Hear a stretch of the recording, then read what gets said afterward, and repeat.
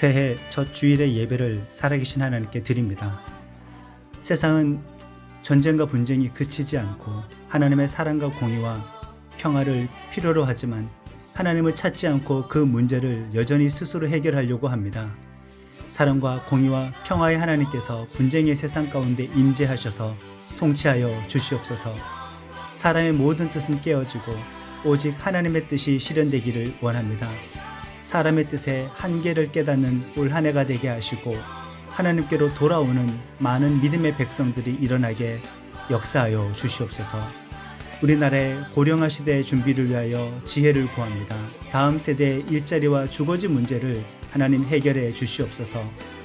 취업과 결혼과 양육에 대해서 젊음의 세대가 긍정적인 믿음을 가지고 의지와 능력으로 돌파해 나아갈 수 있도록 이끌어 주시기를 원합니다.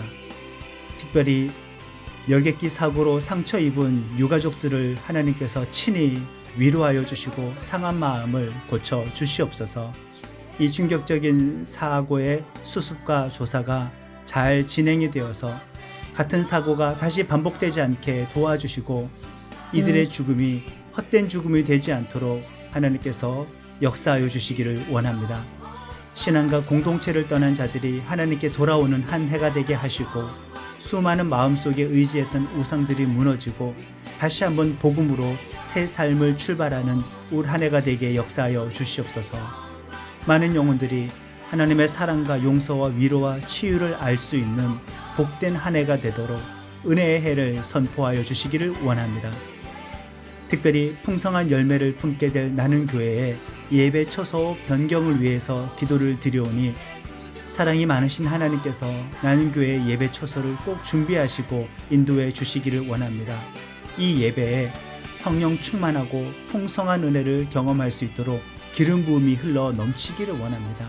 올 한 해는 내 힘이 아니라 오직 기도와 성령의 능력을 의지하여 승리해 나아갈 수 있도록 예배 때마다 기도와 성령의 영으로 채워 주시옵소서.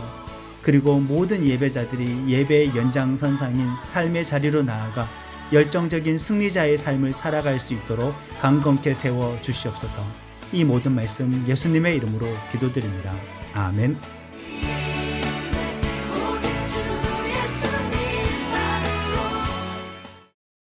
오늘 하나님께서 우리들에게 주시는 말씀은 핸디캡입니다. 사사기 7장 2절에서 7절의 말씀 교독하고 마지막 절을 함께 읽겠습니다. 여호와께서 기드온에게 말씀하셨다. 너와 같이 있는 사람이 많구나. 그들의 손에 미디안을 내가 넘겨줄 수는 없지. 이스라엘이 내 앞에서 뽐내며 내 손에 나를 구해냈다 하고 말할지도 모르거든. 이제 그 사람들의 귀에 들리도록 이렇게 외쳐라. 두려워서 떨고 있는 사람은 누구인가요? 그런 사람은 길르앗산에서 떠나 돌아가도 괜찮습니다. 그러자 사람들 가운데에서 22,000명이 돌아가고 10,000명이 남았다. 여호와께서 기드온에게 말씀하셨다. 아직도 사람이 많구나. 너는 그들을 데리고 물가로 내려가 보렴. 내가 거기서 너를 위해 사람들을 가려내 줄 것이다. 내가 너에게 이 사람이 너와 같이 가야 해 하고 말해주면 그는 너와 같이 갈 수 있다. 내가 너에게 이 사람은 너와 같이 가면 안 돼 하고 말해주면 그가 누구든 갈 수 없다. 기드온이 사람들을 데리고 물가로 내려갔다. 여호와께서 기드온에게 말씀하셨다. 개가 핥는 것처럼 혀로 물을 핥은 사람은 모두 따로 떼어 놓으렴. 무릎을 꿇고 마시는 사람도 모두 그렇게 하라.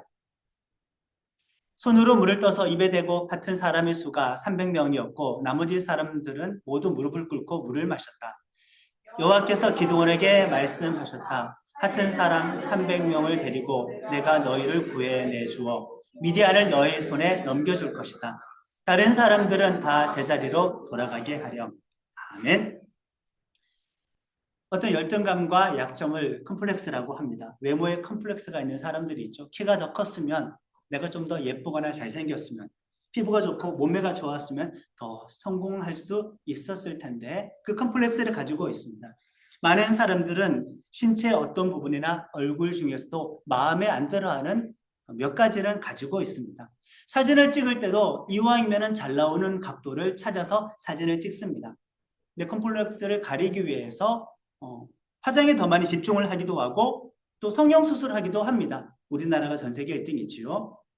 또는 운동을 하기도 하고 다이어트를 하기도 합니다. 키가 작은 사람들은 키높이 구두를 신기도 하고 여러분들도 이제 나이 먹으면 알겠지만은 머리 숱이 빠지고 머리카락이 가늘어지면은 머리 심는 것도 생각해 볼 수 있는 사람도 생기게 될 것입니다. 외모가 그 사람의 매력과 무기가 되는 세상이기 때문에 외모 컴플렉스 가지는 사람도 많이 있습니다. 또 어떤 종류의 컴플렉스가 있겠습니까? 우리나라는 학력에 대한 컴플렉스가 심한 나라이기도 합니다. 우리나라에서는 학력이 그 사람의 출세에 큰 영향력을 주는 학력 지상주의 나라라고 할 수 있습니다. 물론 배움은 당연히 자기 개발과 발전에 유익하지요. 당연합니다. 그런데 배움 자체가 목적이 아니라 스펙을 쌓기 위해서 고학력을 추구하는 것은 우리 사회가 학력 지상주의이기 때문에 그렇습니다. 1차적으로 사람을 평가할 때 직장에서는 그 사람의 감추어져 있는 실력보다는 일단 학력을 먼저 보고 뽑습니다. 어울리는 친구와 선후배 간의 관계, 그 인맥의 형성을 위해서도 상류사회 편입을 위해서도 많은 사람들은 계속 고학력을 추구하고 있습니다. 당연히 그렇다고 해서 치열한 노력의 결과로 얻게 되는 그 학력을 실력과 상관이 없다고 평가절하해서는 안 될 것입니다. 배움 자체가 목적이 아닌 그것이 문제인 것이죠. 저는 박사학위가 없습니다. 제 친구들은 거의 다 목회자들이니까 제 친구 담임 목사님들 중에 상당수가 그 박사학위가 있습니다. 목회자들 사회에서는 상식적으로 통하는 말이 있습니다. 수도권에서 담임 목회하려면 박사학위가 있어야 한다고요. 그 박사학위가 아니라 실력으로 평가받겠다고 괜히 고집을 부리게 되면 정말 기회는 그 사람을 피해갑니다. 지극히 현실입니다. 또 어떤 종류의 컴플렉스가 있을까? 돈과 집에 대한 컴플렉스가 있지요. 가난에 대한 열등감이 있습니다. 그래서 없어도 사치를 합니다. 고소득자는 분명히 아닌데 고급차를 타고 다니며 카푸어가 됩니다. 월세를 살면서도 명품 옷을 즐길 수가 있습니다. 정말 많이 따집니다. 자가냐, 임대냐, 아파트냐, 빌라냐, 다세대냐. 많이 따지죠. 동네가 어디냐에 따라서 마음속에 자부심을 가지기도 하고 스스로를 초라하게 여기기도 합니다. 그래서 대체로 친구들을 그냥 끼리끼리 만납니다. 비교당하기 싫어서 그렇지요. 이 돈과 집에 대한 컴플렉스는 집안에 대한 컴플렉스와도 유사합니다. 연애를 할 때까지는 몰라도 결혼할 때 되면은 그거 정말 많이 따집니다. 결혼 당사자들보다는 그 부모들이 참으로 그것을 많이 따집니다.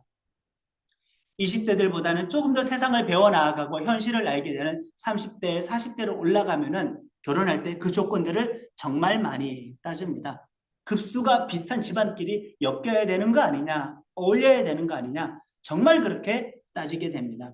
다 이런 모든 것들이 컴플렉스이죠. 자, 그런데 보십시오. 이게 과연 신앙 가치관과 맞는 겁니까? 우리가 예수님을 믿고 전능하신 하나님을 아버지라고 고백하면서 살아가는 사람들인데 이 세상의 각종 컴플렉스에 절대적으로 묶여서 애초부터 그냥 패배자가 되어서 자기 진단을 끝내버리고 살아가는 것이 과연 믿음의 삶이 맞냐 그 말입니다. 그거 하나님 바라보고 사는 건 맞습니까? 아니면 그것은 자기 자신의 컴플렉스를 바라보고 사는 것 아닙니까?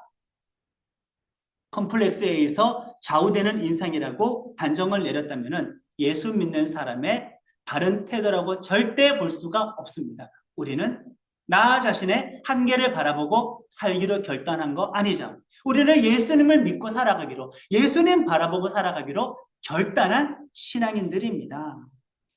컴플렉스가 없고 세상 기준에 완벽한 사람이 되면 이 인생을 잘 살아가겠다라고 생각하는 것은 이것은 신앙이 아니라 지극히 세상의 가치 기준입니다.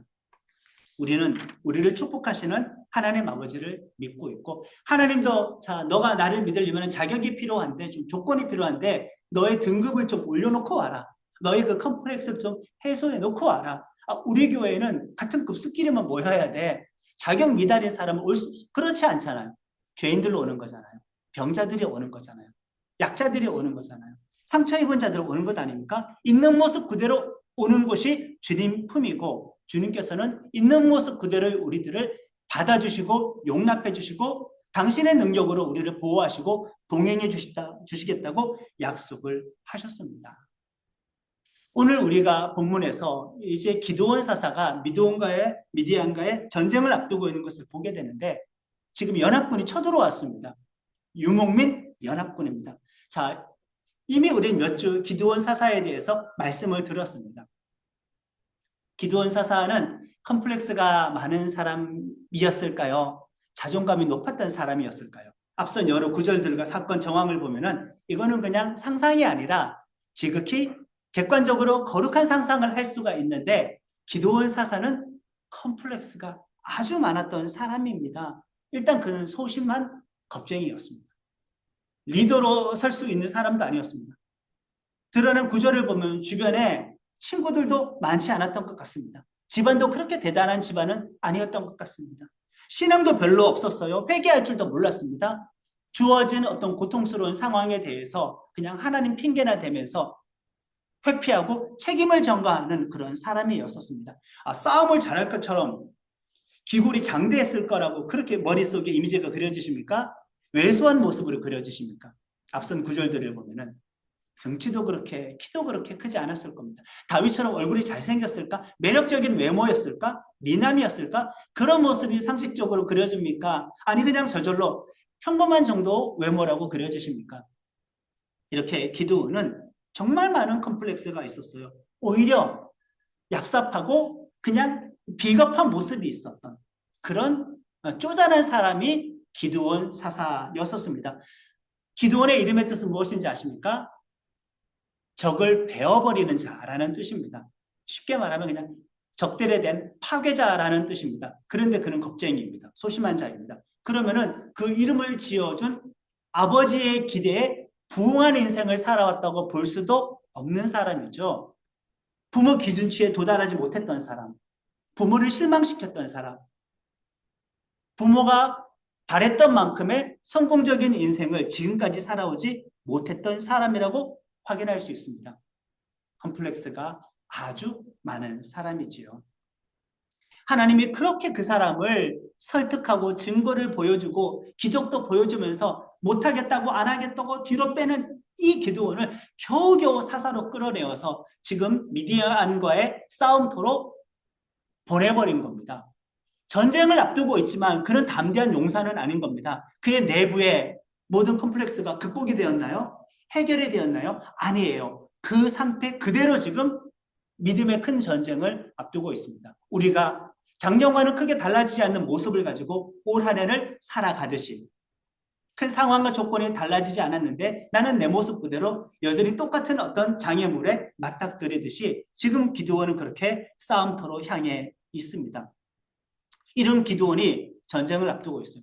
전쟁이라도 많이 해봤으면 몰라요. 안 해봤어요. 지금 군인도 아니에요. 그런데 지금 군대 장관으로 갔습니다. 전술도 안 배웠어요. 병력을 인솔해 본 적이 없어요. 그 소심한 성격에 주도적으로 누군가에게 명령을 해본 적도 없고 지시를 해본 적도 없어요. 아마 여기에서도 그렇게 성격이 나눠질 수 있습니다.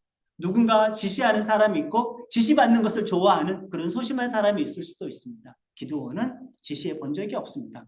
군대를 소집했는데 여전히 두렵습니다. 적들은 지금 이스라엘 평원 지도에 보시는 대로 집결해 있고 하나님의 군대를 소집시켰는데 요단강 건너편 지금 길르앗산에 32,000명이 모여 있습니다. 자, 하나님의 군대는 주로 보병들 위주로 모여 있습니다. 지난 7년 동안 이 미디안의 침략을 당하며 약탈을 당하며 지배를 받았으니 제대로 된 그 군대를 육성할 수가 있었겠습니까? 제대로 된 군사력을 갖출 수 있었겠습니까?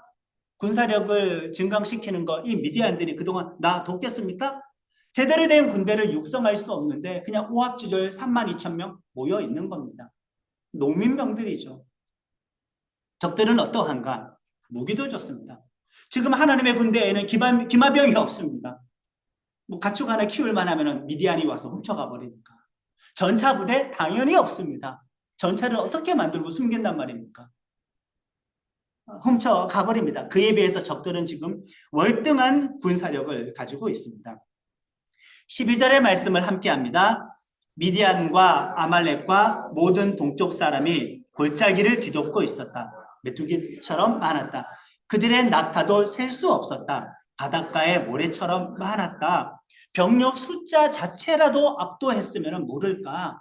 병력 수에서도 거의 갑절 이상으로 밀리는 상황인데 유목민 연합군이다 보니 말보다 싸우는 위치가 훨씬 높은 그 낙타병까지도 많이 지금 데리고 온 겁니다. 보병과에서 높이 차이가 있죠. 이거 절대 싸워서 안 됩니다. 일반적이라면. 이 싸움은 불가능합니다. 이길 수가 없습니다. 컴플렉스가 많은 기도원이 싸워야 하는데 여러분들의 상황은 어떻습니까? 문제, 기도 제목 해결해야 될 거, 여러분들이 가지고 있는 돈이든지 학력이든지 외모이든지 그 외 다양한 컴플렉스를 가지고 나는 어떤 문제를 지금 극복해 가야 되는데 이것 때문에 이것을 극복하지 못한다고 생각하십니까? 하나님이 나와 함께 하시면 내게 능력 주시는 자 안에서 그 모든 것이 가능하다고 생각하십니까? 진짜 그렇게 믿고 있습니까? 작년과 똑같은 태도로 올해를 살아갈 수는 없습니다. 이 불리한 상황에 하나님께서는 여기다 더해서 정말 하나님 냉정하게도 이 불리한 상황에 여기다 더해서 하나님을 하나님의 군대에 핸디캡까지 걸어버립니다. 핸디캡은 자기 자신에게 불리한 조건과 상황을 의도적으로 그냥 만들어 놓는 겁니다. 32,000명 병사가 많다고 해버리네요. 하나님께서. 이 상태는 지금도 절대적인 열세인데 너희가 32,000명의 병력을 가지고 정말 가능성이 한 10% 안쪽이겠지만 혹시라도 이기게 되면은 병력 수가 너무나 많아서 내가 너희를 구했다고 너희들은 생각하지 않을 거고 너희들이 잘나서 전쟁에서 이겼다고 말할 게 뻔하다. 뻔하다. 하나님이 그렇게 단정한 거는 실제로 그런 사람들이었기 때문에 그렇습니다. 병력 수를 줄이라고 합니다. 이 전쟁을 통하여 하나님께서 알려주고 싶은 거는 싸움은 너가 하는 거 아니야. 내가 하는 거다.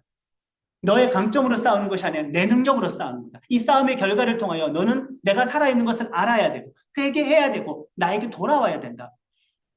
하나님의 싸움을 보여주고 싶으셨던 것이기 때문에 32,000명의 병사 많다고 합니다.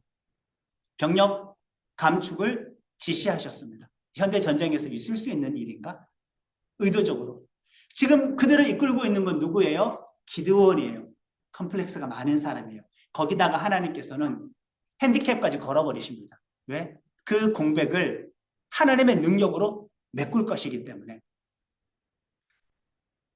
컴플렉스야 스스로 어쩔 수 없이 주어진 것이라 그건 내가 어떻게 할 수가 없는 거지만은 핸디캡은 억지로 걸 필요는 없잖아요. 축구를 하는데 몇 점을 내주고 시작하는 것과 마찬가지죠. 장기를 두는데 몇 수를 접고 두는 것과 마찬가지이죠. 근데 보통 보세요. 보통 핸디캡은 누구에게 줍니까? 강자가 약자를 상대할 때 강자에게나 핸디캡 주죠. 나보다 훨씬 센 사람과 내가 싸우게 될 때, 어떤 경기를 하게 될 때에는 아마추어와 프로가 경기를 하게 될 때에는 그 프로에게 핸디캡을 두고 경기를 하는 게 당연하잖아요. 그런데 지금 하나님께서 걸어두신 이 핸디캡은 세상의 눈으로 보면은, 인간적인 눈으로 보면은 약자에게 핸디캡을 걸어버리는 겁니다. 믿음이 발현될 수 있도록 자기 자신들에게 핸디캡을 거는 사람이 있습니다. 나는 내 힘으로 이기지 않을 거야. 믿음의 핸디캡을 계속 걸어버리는 거죠. 말도 안 되는 상황입니다. 아마 기도는 핸디캡이 추가가 되었을 때 2만 명이 돌아갔을 때 진짜 마음이 덜컥 내려앉았을 겁니다. 아무래도 소심한 겁쟁이인데 문제 여기서 끝이 아니에요. 10,000명 남았다고 했잖아요. 그 10,000명도 많다라는 거예요. 전적으로 하나님을 의지하는 모습 보이기를 원합니다. 하나님께서 기드온에게 병사들을 데리고 너 요단강으로 내려가서 그 개울물을 마시게 하라. 그러면 내가 병력을 좀 가려내겠다.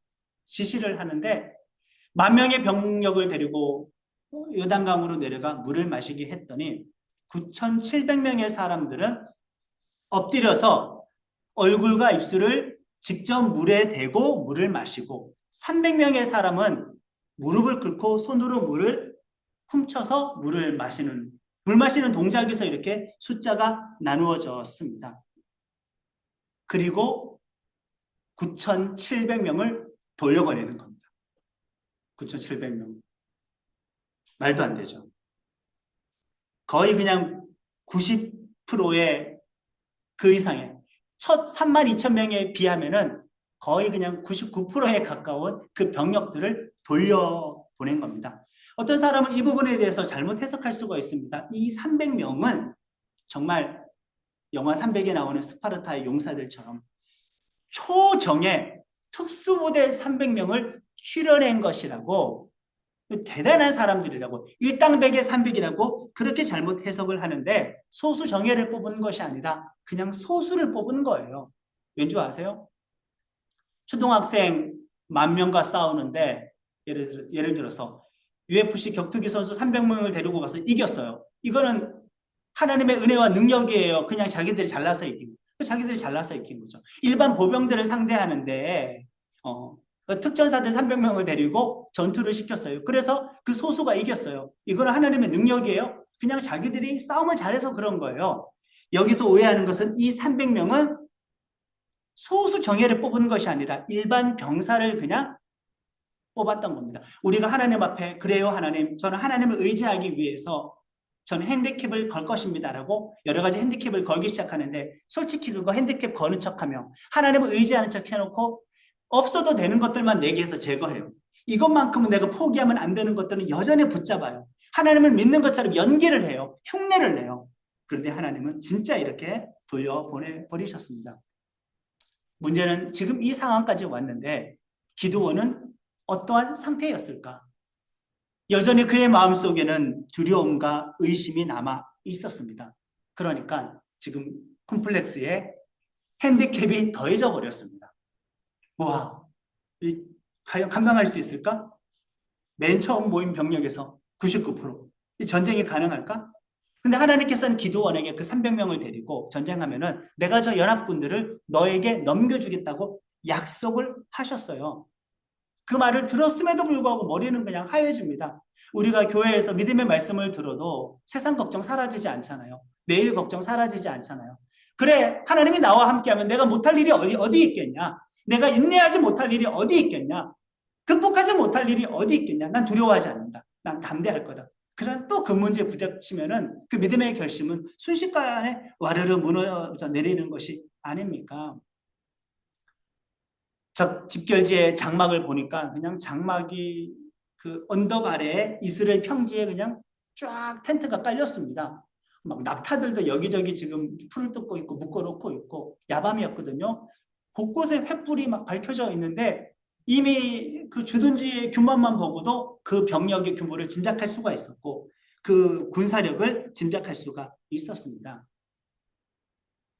하나님께서 이 기드온에게 한 번 더 확신을 주기 위해서 네가 못 믿겠다면 부하 한 사람을 데리고 몰래 잠입해서 한번 그 진영을 정탐하고 돌아와 보거라 시키셨어요.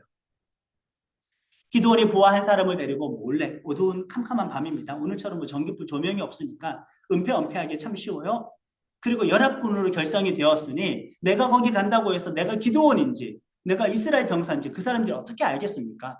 그래서 적 주둔지에 단 2사람이 들어왔으면 당연히 적의 침략이라고 예상은 못하겠죠. 거기에 슬쩍 들어와서 보초병들이 있었겠죠.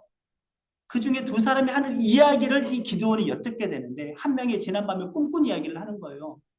그 꿈이 무슨 내용인지 도대체 모르겠는데 기드온이 등장하는 겁니다. 그 꿈을 들었던 그 동료 병사가 그 꿈을 해몽해 주는 겁니다. 그 꿈의 내용은 하나님께서 우리 미디안 연합군을 기드온에 넘겨서 우리가 전쟁에 패하는 꿈이야 라고 지금 적들의 입에서 하나님이 자기들을 기드온에 넘긴다는 그 꿈 해몽의 말씀을 듣게 된 겁니다. 정말 아이러니가 아닐 수 없습니다. 그 믿음의 고백은 지금 누가 했어야 정상이죠? 하나님 믿는 사람이 해야 정상이죠. 그 고백은 기드온이 해야 정상인데 기드온의 입에서 하나님의 군대의 승리를 말하게 하지 않고 적들의 입에서 하나님의 군대의 승리를 말하게 하셨습니다. 자, 우리가 세상을 살아갑니다. 이 세상에는 보이는 세상이 있고 겹쳐져 있는 보이지 않는 세상이 있습니다. 공중 권세 잡은 자들, 어둠의 정사와 권세와 악의 영들이 있습니다. 그런데 우리는 이 세상을 지금 두려워하고 있습니다. 믿는 사람들이. 근데 그 세상의 이면에 있는 그 악의 실체, 권력의 실체들은 예수님을 보면서 벌벌벌 떨고 있는데 성도들 그 안에 있는 예수님의 임재를 보고 성도들의 심령 가운데 새겨져 있는 보혈의 흔적을 보고 그 부활의 능력이 그에게 드리워져 있는 것을 보고 세상은 지금 성도들을 보고 막 벌벌벌 덜덜덜 떨고 있는데 우리는 떨고 있고 우리는 불신앙을 고백하고 있어요. 그 상황이 지금 벌어진 거예요. 아차 싶었던 겁니다. 적의 입에서 하나님 군대의 승리를 듣는 순간 용기가 생겼습니다. 집결지로 돌아왔습니다. 곧바로 이제 전쟁을 준비합니다. 300명에게 한 손에는 나팔, 한 손에는 횃불을 들게 했습니다. 그런데 이 횃불이 야밤에 빛이 새어나가면 안 되잖아요. 항아리에 그 횃불을 집어넣어서 횃불과 나팔과 항아리를 들었어요. 빛이 지금 새어나가지 않게 이 300명을 100명씩 세 그룹으로 나누어서 적 진영이 내려다 보이는 그 평원의 주변 산 언덕에 매복을 시켰습니다. 이동하기까지 보이지는 않아요. 빛이 새어나가지 않았기 때문에. 드디어 기드온이 나팔을 불면서 신호를 합니다. 그리고 횃불 담겨져 있는 항아리를 깨트리면서 횃불이 치켜들었습니다. 나팔을 붑니다. 여호와의 칼이여, 기드온의 칼이여라고 소리를 지르는 순간 그 신호에 맞춰서 모두가 다 항아리를 깨트리고 여호와의 칼이여, 기드온의 칼이여라고 소리를 질러요. 산 언덕에서 아래쪽 집결지를 향하여 세 그룹이 소리를 치니까 밑에 있었던 사람들은 갑자기 눈 떠보니까 그냥 여러 불빛들이 자기를 지금 포위하고 있는 거예요. 나팔 소리가 300개예요. 보통은 나팔 신호수들은 그냥 한 분대에 한 개, 한 소대에 한 개일 텐데 300개의 나팔을 불어버리니까 밑에 있는 이 연합군들은 대규모의 이스라엘 군대가 자기들을 지금 포위한 줄 알고 큰 두려움과 혼란에 빠져서 적의 방향에 지금 정면에 있는 게 아니잖아요. 둘러싸고 있잖아요. 게다가 지금 이들은 연합군입니다.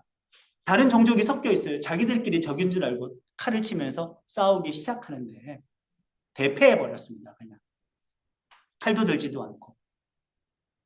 하나님께서 원하시는 창조적인 방법이 있는데 우리는 내가 생각하는 방법 안에서 하나님의 능력과 도움을 생각하니까 꽉 막혀 있다고 단정하는 거죠.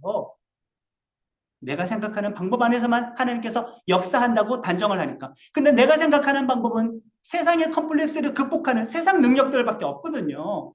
하나님은 다른 방식으로 역사를 하셨습니다. 그들은 도망칩니다. 도망치면서도 그 연합군들이 뿔뿔이 흩어지면서 지들끼리 싸우는 겁니다. 이제 전쟁의 승패는 결정났습니다. 이거는 이스라엘이 잘나서 승리하는 게 아니라 오직 하나님을 믿고 시키는 대로 순종해서 하나님께서 승리하신 전쟁인 것이 명백히 증명이 되었습니다.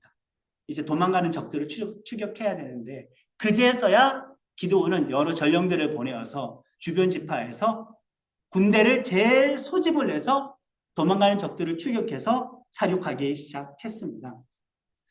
이 미디안 연합군들이 요단강을 건너서 동쪽으로 가면은 자기 땅으로 돌아가는 거기 때문에 요단강에서 길목을 지키고 있다가 오는 족족 그들을 그냥 계속 쳐버리는 겁니다. 거기에서 미디안의 지휘관들까지도 체포를 하게 됩니다. 25절 함께 합니다. 그들이 미디안의 두 지도자 오렙과 스앱을 붙잡아 오렙은 오렙 바위에서 죽이고 스앱은 스앱 포도주 틀에서 죽였다. 또 미디안을 뒤쫓았다. 오렙과 스앱의 머리는 요르단강 건너편의 기드온에게 가져다 주었다. 적 지휘관 둘이 지금 어디에서 처형되었는지 그 장소를 보시면은 이거 의도 있는 장소입니다.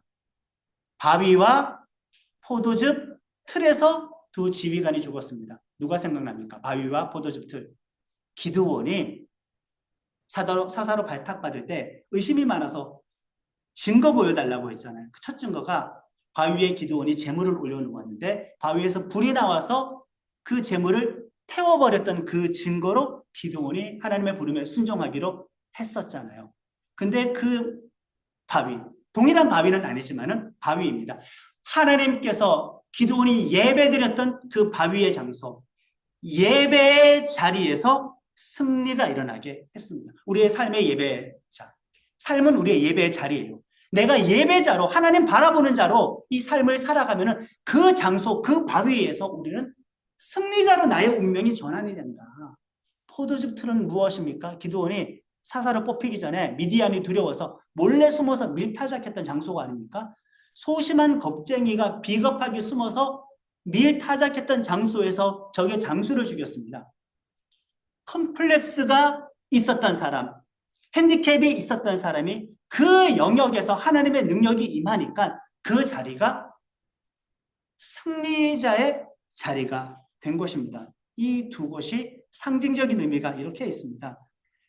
우리는 컴플렉스와 핸디캡이 있죠. 그러나 예배자로 살아가면 그 예배의 자리에서 승리를 맛봅니다.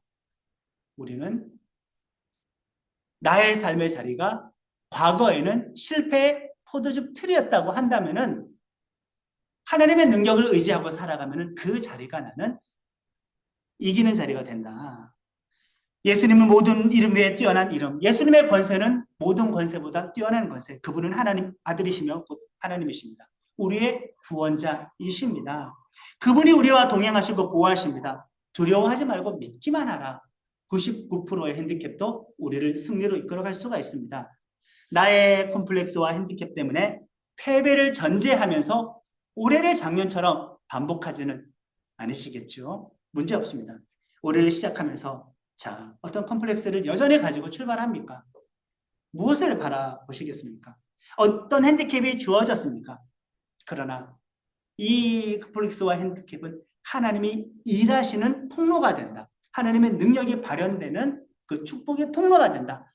하나님의 임재로 채워지는 그 공간이 된다는 것을 우리는 꼭 기억하고 예배자로 삶의 자리에서 승리자가 되기를 예수님의 이름으로 축복합니다.